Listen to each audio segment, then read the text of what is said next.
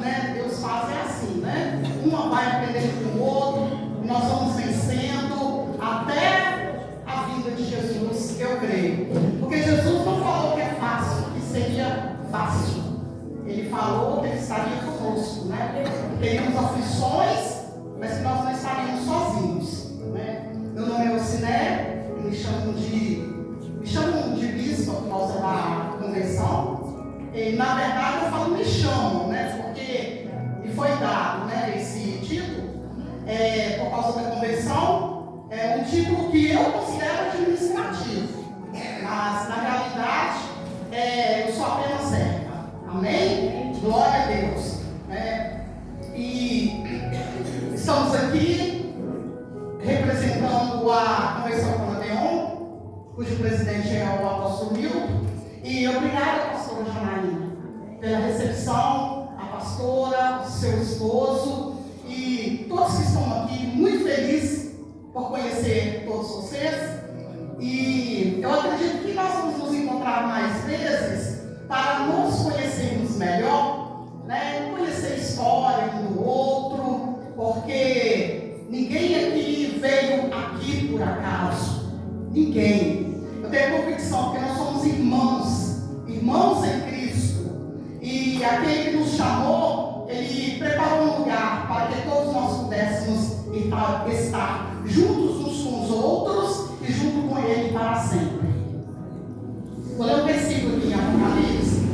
Na verdade, eu tinha escolhido uma outra mensagem, mas o Senhor hoje de manhã Ele me falou no meu espírito nessa mensagem, porque na semana passada eu dediquei muito a essa mensagem. Na realidade, hoje eu acredito que vai ser uma pregação, será só me expressar junto com vocês a respeito de umas palavras de Jesus Cristo. Eu tinha no meu coração uma outra mensagem, mas o coração, o Espírito Santo, Ele me deu outra direção.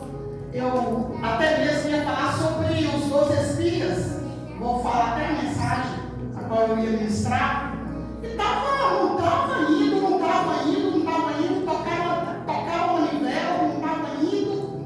Aí hoje cedo eu orei de madrugada, orei de manhã, eu falei, Senhor, não está indo, não está fluindo, não está acontecendo nada, porque simplesmente as pessoas pensam assim, simplesmente eu estudo e vou lá, né, e falo, mas eu não sou assim, eu não consigo ser assim.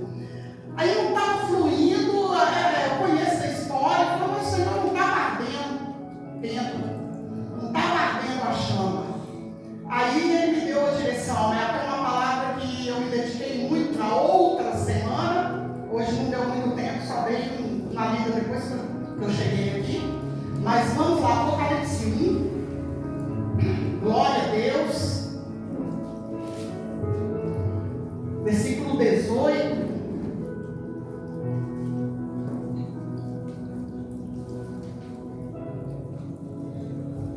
Quando é o 17? E eu, quando ouvi, caí a seus pés como morto, e Ele pôs sobre mim a sua destra, dizendo-me: não temas, eu sou o primeiro e o último, e o que vive. Fui morto, mas eis aqui, estou vivo para todo sempre. Digam assim, repitam: eis-me aqui, estou vivo para todo sempre. Então, igreja, o Senhor, Ele falou no meu espírito sobre essa mensagem. João é o último dos apóstolos que viu, dos apóstolos que viram Jesus. Ele foi testemunha ao lado de Jesus. Ele tinha entre 15 a 20 anos quando ele começou a desenvolver o ministério dele com Jesus. E a palavra do Senhor nos diz que João, já mais idoso agora, Jesus já tinha sido elevado aos céus, já tinha vindo, cumprido a missão dele de morrer por nós, já tinha ascendido aos céus e já tinha passado muitos anos aqui na terra. Nós sabemos que Deus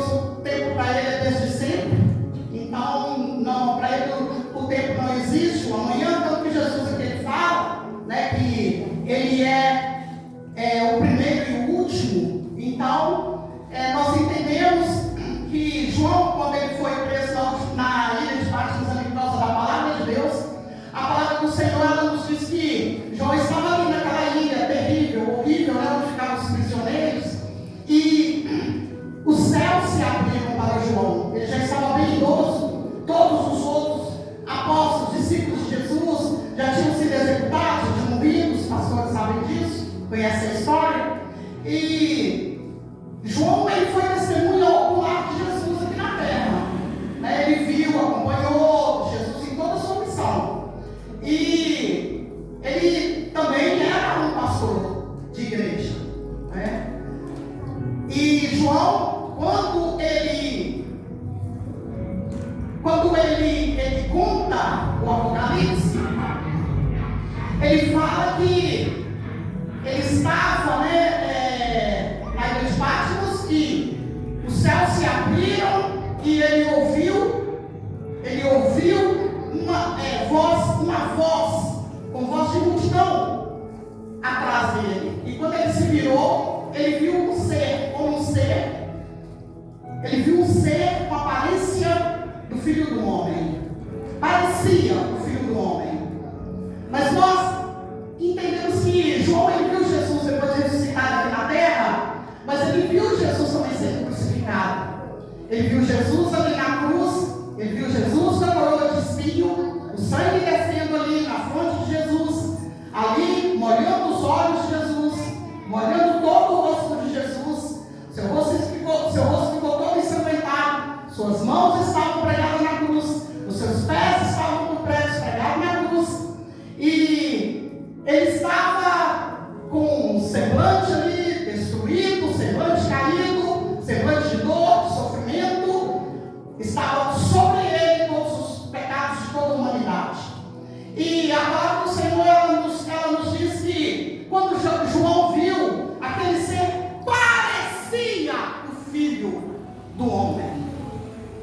Era parecido. Ele tinha uma aparência do Filho do Homem. Só que estava diferente. Tinha uma aparência, mas estava diferente. Não tinha uma coroa de espinho na sua cabeça, tinha 7 estrelas. Não tinha sangue nos seus olhos, tinha fogo. Não tinha sangue na sua boca, tinha uma espada aguda. Não tinha nas suas mãos sanguentadas pegada numa cruz, tinha e nem nos seus pés eram como latão reluzente, e tinha um cinto que atravessava ali o peito dele, e o seu rosto era como um sol. João agora estava vendo Jesus glorificado. E Jesus fala para ele: olha, eu fui morto, mas eu não estou morto mais não. Agora eu estou vivo. E vivo para sempre. E o Senhor, ele falou comigo a respeito de 2 igrejas a qual Jesus mandou João escrever para 7 igrejas da Ásia, igrejas dos gentios. Então aqui tem pastores. E Jesus, quando ele manda João escrever para as igrejas, tinha um responsável em cada igreja, tinha um dirigente. E quando Jesus ordena, ele fala: João, escreve ao anjo, começa da igreja de Éfeso.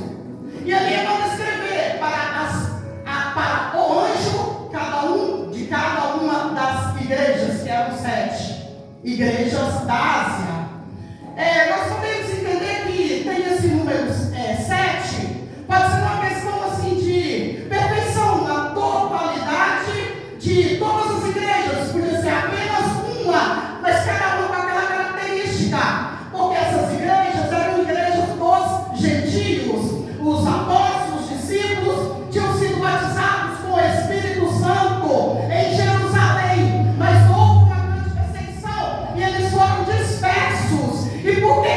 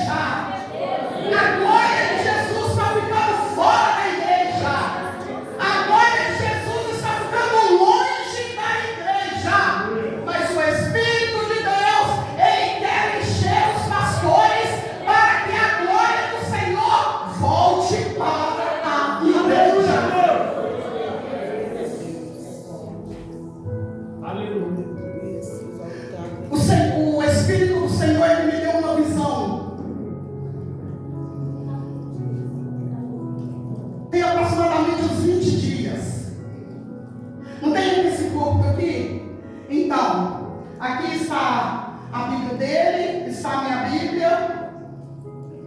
Na visão não tinha essa parte aqui, ó.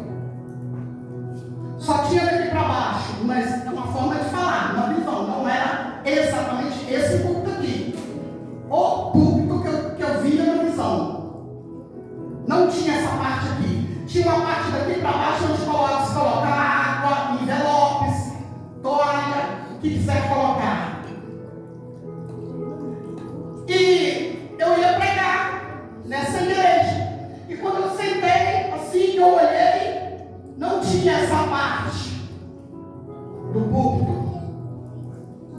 Tinha as laterais até em cima. Mas não tinha essa parte. Só tinha daqui para baixo. Aí eu pensei assim, como que eu vou fazer para eu colocar minha Bíblia ali em cima e pregar? Como que eu vou fazer? Aí daqui a pouco sumiu minha Bíblia, sumiu meu celular, sumiu minhas anotações, sumiu tudo. E eu sentado esperando me chamar. Aí a pessoa que me chamou falou assim, olha, a parte de cima do púlpito foi arrancada. Você coloca a Bíblia embaixo para você pregar. Aí eu falei assim, não, mas eu tenho problema de vista, eu não vou conseguir ver. Eu não vou conseguir ler. Aí quando eu olhei, minha Bíblia tinha subido também, me chamaram. Quando me chamaram, tinha uma outra Bíblia, uma Bíblia pequena, que não dava para ver nada das letras, mas quando eu peguei ela e abri, as letras ficaram garrafais. Tipo quando você pega uma lente de aumento e as letras ficam muito grandes. E ali eu preguei a mensagem. E o Senhor falou comigo que arrancaram a palavra dele dos púlpitos das igrejas. Jesus, é glória. Transformaram os púlpitos da igreja em entretenimento. Transformaram os púlpitos da igreja de forma que agrada a pessoa, mas onde está a palavra que liberta, a palavra que transforma, a palavra que salva. Vocês são pastores, vocês sabem muito bem o que era aquela espada que estava na boca de Jesus glorificado. É a palavra de Deus. A palavra de Deus. A igreja existe por causa da palavra. Eu fiz um paralelo aqui entre duas igrejas, Filadélfia e Laodiceia. Eu vou falar igreja de Filadélfia e igreja de Laodiceia. Eu vou falar Filadélfia e Laodiceia, mas é a igreja que estava em cada uma dessas cidades. Filadélfia na cidade de Filadélfia e Laodiceia na cidade de Laodiceia. A palavra do Senhor nos diz que quando ali o Senhor Jesus manda João escrever a igreja de Filadélfia, eu vou falar só o versículo escrito para a igreja de Filadélfia, Apocalipse 3, versículo 11. Eis que venho sem demora, guarda o que tens, para que ninguém tome a sua coroa. Aí tem outro versículo, Jesus fala assim: você é fraca, mas você guardou a minha palavra.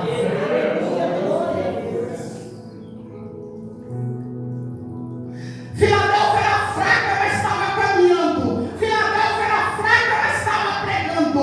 Filadélfia era fraca, mas estava orando. Filadélfia era fraca, mas estava jejuando. Jesus disse: tens pouca força. Estou traduzindo por fraca, mas é pouca força que algumas Bíblias têm a tradução. Algumas falam é fraca, outras falam tem pouca força. Então tá, tens pouca força, mas está caminhando. Tem pouca força, mas está orando. Tem pouca força, mas está evangelizando. Tem pouca força, mas está ajudando o próximo. Tem pouca força, mas está discipulando. Tem pouca força, mas guardou a minha palavra. Guarda o que tens. O que Filadélfia tinha? Filadélfia tinha a palavra. A palavra de Deus guardada no coração do pastor.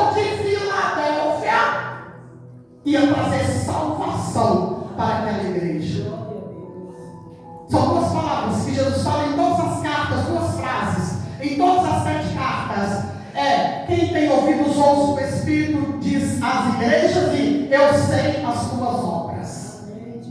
Jesus sabia das obras de Filadélfia. Jesus sabia que o pastor de Filadélfia buscava as ovelhas perdidas.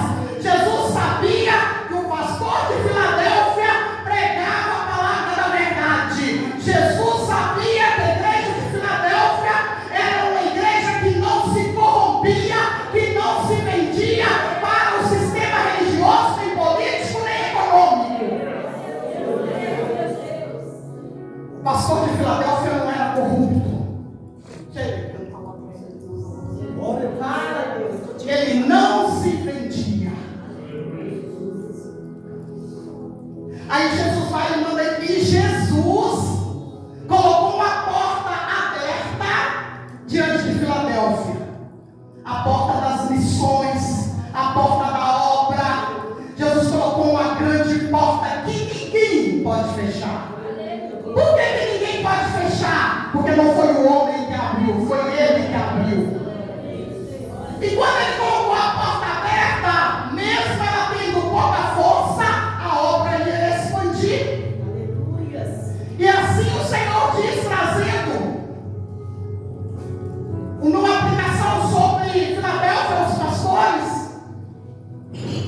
Talvez você tenha pouca força em alguns sentidos, em sentido econômico, social, ajuda. Mas o Senhor colocou diante de ti uma porta aberta se você guardou a palavra. Se você guardou a palavra, as almas virão. Se você guardou a palavra, o sustento virá.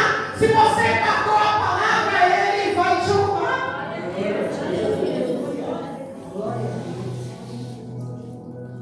E a igreja de Laodiceia era uma igreja muito rica. Eu sei que todos conhecem essa palavra, mas eu preciso falar o que o Senhor falou no meu coração. Não vou falar de analogia, porque nós sabemos que a igreja de Filadélfia tem muita analogia. Fala sobre o colírio, sobre a água morna, sobre o ouro, tem muita analogia, porque era uma igreja muito rica. Sobre a água eu preciso te falar, né? Lá tinha uma fábrica de colírio. Aí Jesus fala, vocês fabricam o melhor colírio, mas vocês são cegos. Vocês têm muitas riquezas, você tem muita riqueza, mas você é pobre, miserável e nu. Olha, tinha fábrica têxteis, de roupas luxuosas. Era difícil a lã negra, ovelhas com a lã negra, é muito difícil, era rara, muito rara. Então lá tinha essas roupas luxuosas, feitas com lã negra, era muita riqueza, era muito luxo. E tinha indústrias têxteis lá, tinha fábrica de colírio, era uma cidade, vamos dizer, mercante, com um polo econômico muito grande.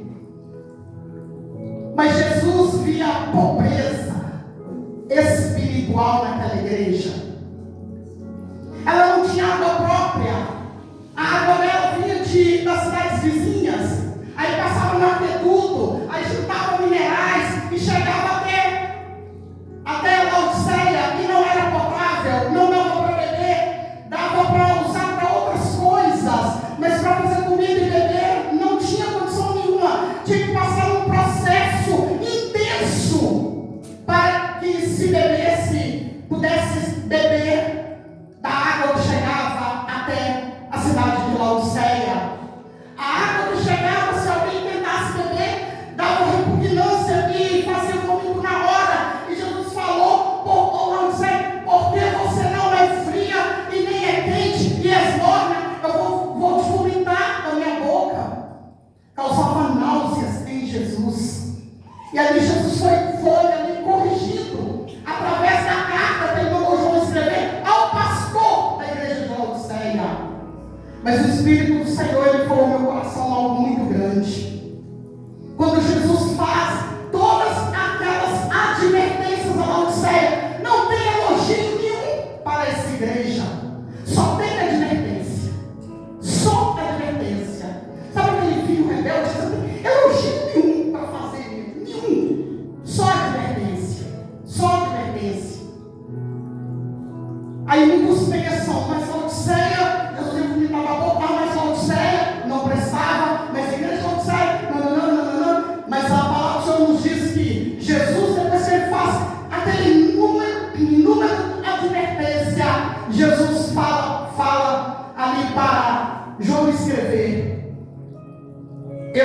corrijo e castigo o filho que amo. Jesus amava Laodiceia. Ainda falou filho, ele amava a igreja de Laodiceia. Ainda chamou ainda de filho. Eu corrijo o filho que amo. Ainda deu identidade de filho. Era todo errado, mas era filho. Causava náuseas, mas era filho. Estava cego, mas era filho. Era filho. E Jesus foi dando os conselhos, o que Laodiceia deveria fazer para que ela pudesse ter parte da recompensa da glória. Em Filadélfia, Jesus estava com a porta escancarada e aberta para Laodiceia, para Filadélfia, perdão. Mas para a igreja de Laodiceia, o próprio Senhor diz que ele estava do lado de fora da igreja. Quantos pastores nos dias de hoje têm deixado o Senhor do lado de fora da igreja? Jesus fala ali para a igreja de Laodiceia: vocês me deixaram do lado de fora, mas eu não desisti de vocês. Eu estou na porta e bato, e se você abrir, eu vou entrar e vou cear com você. A insistência de Jesus não bastou ele morrer na cruz, não bastou toda a vergonha que ele passou, não bastou toda a humilhação que o Filho de Deus passou por minha causa, por sua causa. Ele ainda insiste. Ele insiste. Você é todo errado, Laodiceia. Eu tenho ânsia de vômito quando eu vejo as suas atitudes. Eu tenho nojo das coisas que você faz. A palavra do Senhor nos diz aqui sobre a igreja de Laodiceia que ela era rica e ela não tinha falta de nada. Isso inclui o quê? Jesus. Ela não sentia a falta de Jesus. Ela queria estar em movimento social, movimento econômico, comercial, envolvida em riquezas.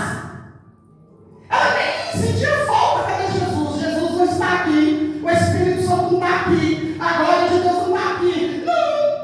Não sentia falta, não. E quem está falando isso é o cinema? Não. Porque aqui é dito, João falou, Jesus falou a João: maldito aquele que acrescentar qualquer palavra nesse livro, todas as pragas e maldição desse livro cairá sobre ele. E aquele que tirar qualquer palavra desse livro, eu também vou tirar da parte dele, da árvore da vida. Então isso é muito sério. Não sou eu que estou falando, foi Jesus que falou. Laodiceia, você não sente falta de nada. Você não sente falta nem de mim. Você nem sabe. Eu estou batendo na porta. Abre, Laodiceia. Abre porque eu quero entrar.